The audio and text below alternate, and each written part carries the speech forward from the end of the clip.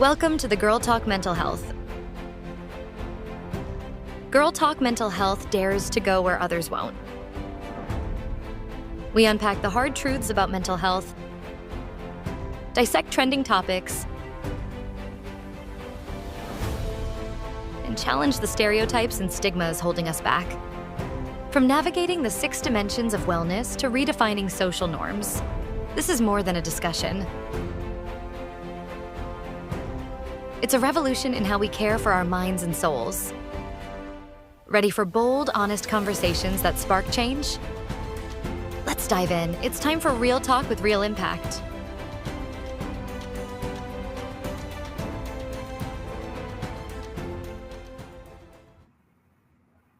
This June, we're breaking chains and breaking barriers. Girl Talk Mental Health is diving deep into the often ignored pain of men's mental health with our latest episode about breaking the barriers, the silent struggle of men's mental health. From the pressures of masculinity to cultural stigma, we're unpacking it all. Whether you're a man struggling or someone who loves one, you need to hear this. And why?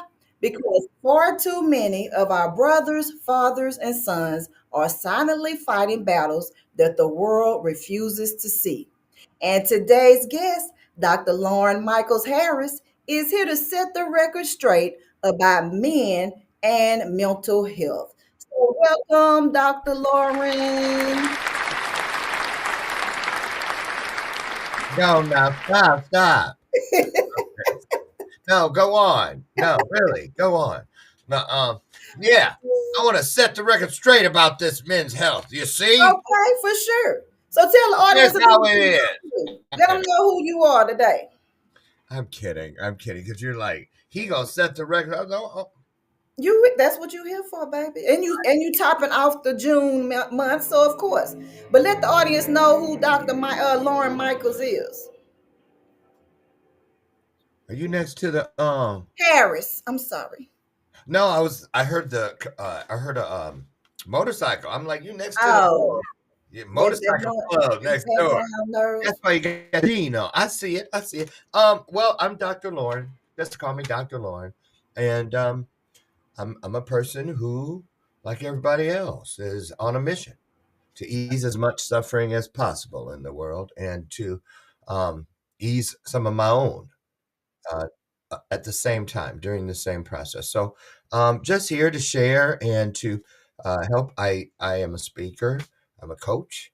I own Trajectory TV Network, and I have a television show like you, 5 days a week, 50 weeks a year, and I'm in my 9th year called Bathroom Moment. So Oh, okay. And it's an awesome show because I was a guest on it myself. You helped me break the barriers. You helped me, you helped me get my feet wet on this good. platform. You know what I'm saying? So Good. hey, Well, let me ring the bell, Dan. There we go, because that's what we love to hear. so are you ready to give the people some of your graceful knowledge and wisdom today? Well, I'll do my best to answer the questions, and I'll tell you what. I'll be vulnerable. I'll be in a receiving mode as well, and let's just get her done. Sure. That's what we ask. So, first question. As a man, when did you first realize it was unsafe to express emotional pain? Oh yeah, I did do this. I have this. Okay, wait a minute. I know this answer as I am looking for my notes, but I do know this answer. How can I not? I'll never forget it. It was at my adopted mother's funeral. Mm. And I was on the end of the pew, the front pew, facing the stage or whatever, the pulpit, on the left, right there on the corner, and the casket was right there, and her head was closest to me. And I remember I was like going like this because I was trying to see. I know I just saw her breathe. I knew they were wrong. She's not dead. Mm. My brother, Henry, who was already married and out of the house and had kids, I was just a kid, started pinching me. Stop crying. Stop crying. Boys don't cry. Would you stop it? He wasn't pinching. He was pinching plugs. You hear me? If I'm good, right. If I had the 62-year-old bladder I had then that I have now and he pinched me, everybody would have swam out of there. They'd have been like, "Woo, let's get out of here!" Because I'm just saying. But that's really, I have to laugh almost because it is a. I do that a lot. I'll wrap difficult responses inside of some type of humor, which is something we all do. And right there, that speaks to what you're saying. We have to make it. That's a form of a mask. I was just watching a thing yesterday, sharing it with someone. Maya Angelou. If you haven't seen it, you should see it. It's very powerful. It's called "We Wear the Masks." And, it's very powerful, and it talks about this sort of thing. So, but as an African American man, that's where I remember I was 9. You don't cry, and I was like, first of all, because he was not in the house when I was as a kid. He was when they brought me home. When she brought me home from taking me from the hospital, because that's what happened. He wasn't even living there. He was already gone and in college. So he had never seen me crying, but it was something that everybody else was used to about every day. You let the wind hit me, roll, Now all of a sudden somebody go say, and he was a male saying it, which was a little different than if one of my sisters or somebody, a woman would say it. Because I grew up at home, there was no male presence. That has a lot to do with it too. Absolutely. Because in the house, the women might be like, "Oh, come here, baby. What he do to you?" But then when you got to go back out in the world, go back out to the softball game where they done hurt your feelings. Right. He called me a punk. That kind of stuff. You go tell your mom, "What's that?" But you tell a man that, who did it? Go back out there and hit that joke. Let me watch this. Stand. Show me. Put your hands. Let me see how you hold your hand. I remember the first time they did that to me, I was like, "I'm ready." For what? Patty cake? No, for fight. And they said, they used the word, "Where you fist at?" Fist. So all of that. You see what I'm saying right there? Yeah. There was a lot in a little space. But that's what it looked like to 9-year-old me. And that's what some of the problems is. We tell boys not to cry or have emotions or, get up. Boys don't cry. And then they grow up being abusive, angry, all of those things because they haven't been able to express those emotions and they're all built up on the inside and they don't know how to let it out in a healthy way. So it comes out in an unhealthy way, which is sometimes all of that aggression and domestic violence a lot of times and things like that. So, and we've talked quite a bit, and I do like the side of you that's vulnerable because that's important. Because people think something is wrong with that, and then nothing is wrong with that. No, at not all. at all. And another thing too, it's not just things as physically attached, as that's a real thing, tears and the whole physiological piece of crying. But there's also all kinds of other pieces that go with it. For instance, let's say when I was a boy, there's no way they would have let me wear something that sparkled, that had some bling on it. There were certain colors, boys don't wear that. Get your ass back in there and get out of that. Yeah, but boy, make people think something wrong with you. See, why would that color make something wrong with me? Right. It's just a color I like. Why would that color make something wrong with me? There it is. Because of the color you wear. And now I tell people all of the time as well, like that's a part of diversity, like respecting other people's viewpoints on things. If they choose to wear a certain color or a certain outfit or whatever, that's their business. Like that's them being diverse. What does that have to? Why is that hindering your success or anything? Like it has nothing to do with you. And in Virginia, you have to remember this too. This is now. It's easy for us to say that, like what you said just now. Now, May 3rd, 2025. Oh, that's a darn shame. I had to look at the calendar to make sure what year it was. Lord Jesus. Don't let me out the house without some kind of a leash on me. I'm just saying, since it's you, he may wander off. But take what you just said and spew it towards me. Let it come out of your mouth in 1974. That That wasn't the way it was. And two, we have to be fair. The people that teach us these things, Absolutely. a lot of it is because that's what they were taught. Mm-hmm. A So, cycle, a yes, cultural cycle. yeah, yeah. Mm-hmm. And I will say this too. Another piece of it is the mental health part is women. And not just any boy, but I'm speaking from an African American boy's perspective. Mm-hmm. And although our black queens wear every hat, in many cases, mom, pop, grandma, grandpa, school counselor, they wear all the hats at some point, most. Uh, they really can't be a dad. Mm-mm. They can't do the things that, and I always thought I wasn't missing out or anything, but I really was. I really was. Mm-hmm. Would it have changed my sexual orientation? Absolutely not. But would it have changed a lot of other things that just come with being a man? Uh, Right. Absolutely, it would. So, Because I um, can relate, because I mean, as a mother myself, I have two daughters and two sons. And I was a single mother a lot of part of my life as well. And I was going to school, working, I was doing all of the things right, right?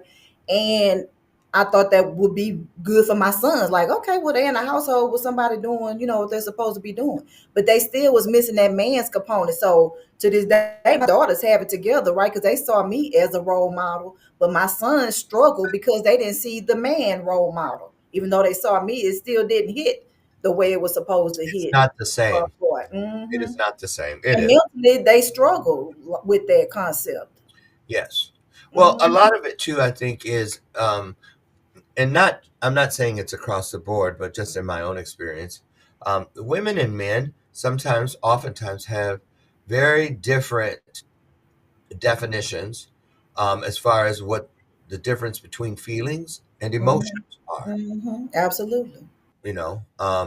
I know now that just because I feel a certain way does not mean that the emotion matches. Do you know what I Hmm. mean when I say that? Hmm. Oh, Uh, explain it. What that mean? Tell us. well, what I mean by that is I can feel like crying, Hmm. but you won't see that on my face. Yeah. The hidden masks. Exactly. You suppress, you push. So the feeling and the emotional, many times for a man, don't line up Hmm. because you feel it on the inside, and people can't see that. But if you emotionally respond or emotionally react, sometimes it gets away from you. It jumps. You got to reel it back in. Oh, you didn't see that. That was not. I had something in my eye. That's all. Right. My allergies. You see what I'm saying? Instantly. You Instantly. know, that's powerful. And I know that so many men can relate to this whole scenario and situation, right? So, what are the invisible pressures that men face? We kind of talked about them a little bit. Um, That right there, letting something slip out, mm, triggering. mhm, Things can trigger you. Um, they can. Things mhm, trigger me that people are being vulnerable about men, where it's just a group of us, and then what's wrong with you? And then well, kind of when you said that, oh, it took me someplace. What? Go on. But I do will say this: I'm finding that more and more men, especially of color, are beginning to have those kinds of conversations with each other. mhm. That's why man caves are so popular.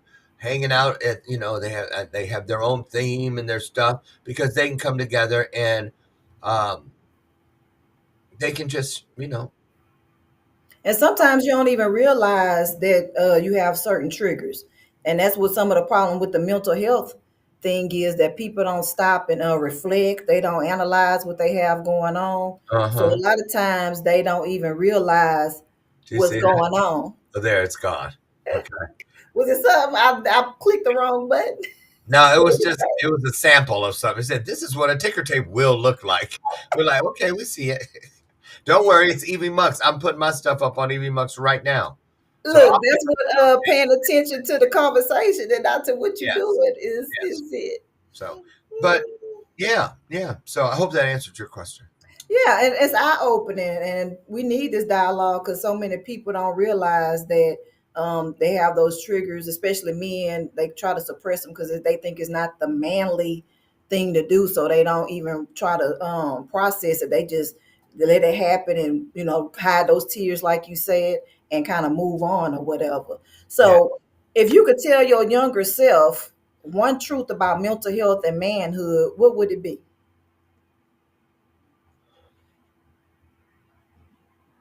Truthfully, give us some of that good.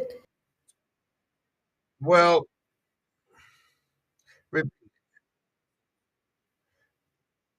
what would I tell my younger self?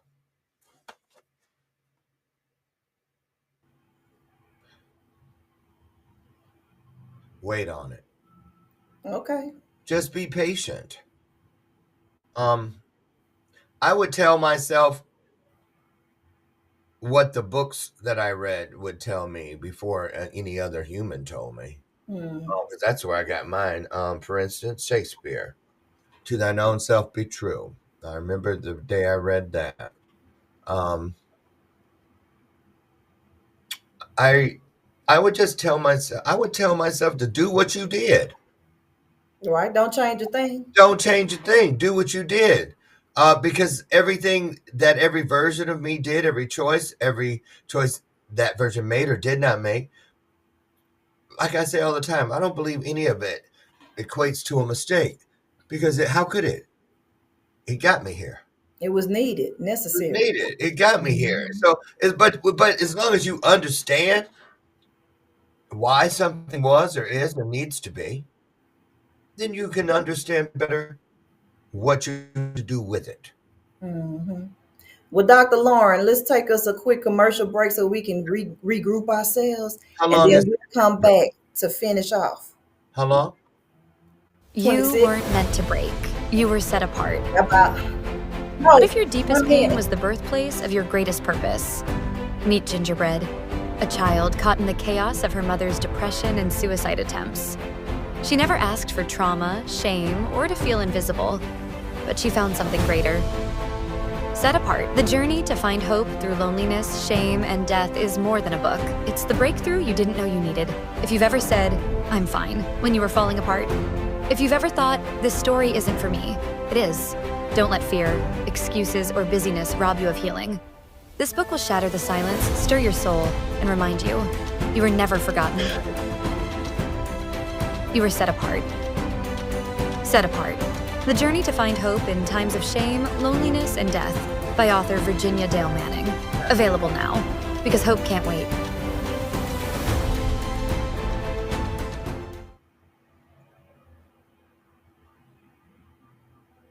Mm-hmm. All right, everyone. We are back with the awesome Dr. Loren Michaels Harris, and he's been giving us a wealth of information for our men because even though this is Girl Talk Mental Health, we are not just about the Girl, men. We are also oh, about weird girl. I'm just playing. Sorry, what did you say? I forgot it was girl time, and I was like, okay, girl. Girl, stop playing. It's so See, funny. we got the comedian here. See, we can't. Sorry, you should have left me out Yeah, until. take him serious, even though that's a part of being happy. When you know you happy and you could just like do stuff like what he's doing, and he's well rehearsed and he has a lot of wisdom. So y'all need to go look him up, and he's gonna tell y'all how to look him up and connect with him in a minute. But we have my favorite part. Do you want to know what part is that? What is that? That is the spotlight question. Of course, you didn't know. You ready? I'm ready. Oh, Okay, okay, all okay. So, right. What is one mindset shift or action step you believe could transform how we approach mental health and wellness in our daily lives? trust everything that you need. You trust yourself. I mean, you have to, that's a ring. That bell is not a prop. That's not a prop.